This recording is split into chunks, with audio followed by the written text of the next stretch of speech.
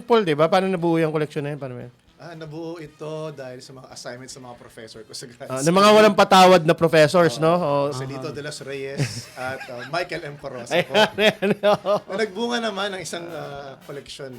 Hindi, pero gusto ko yung konsepto ng anti-love. Kasi if you talk about love and then you talk about love as anti-love, then mas lilinaw sa iyo ang pag-ibig. Kasi sa totoo lang, wala akong masyadong alam sa pag-ibig, so ibibigay ko na kayo. hindi, minsan din baka mamaya overrated yung yung mga bagay-bagay.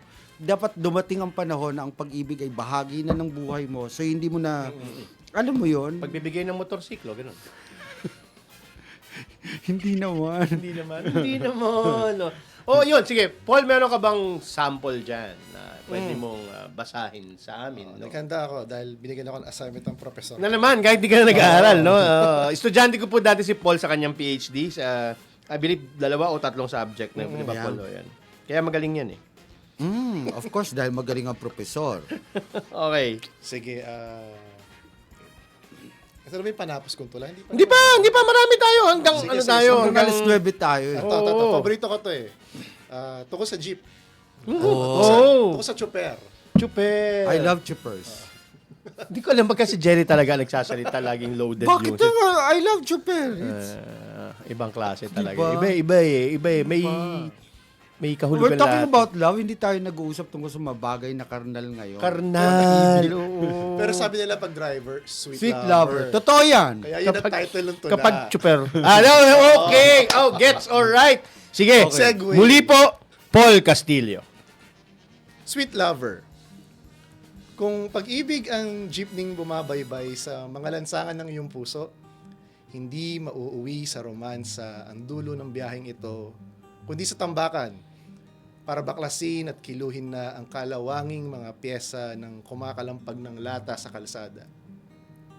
Walang labing-labing kung wala nang maiintregang kita pagkaawas ng pamboundary.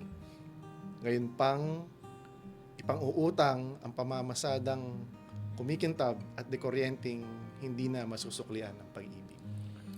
Okay. O, yan na. Uy, Sabi ko sa inyo, oo. pagka nagpapabasa kayo ng pag-ibig, alam mo, tapos tungkol sa ganyan na...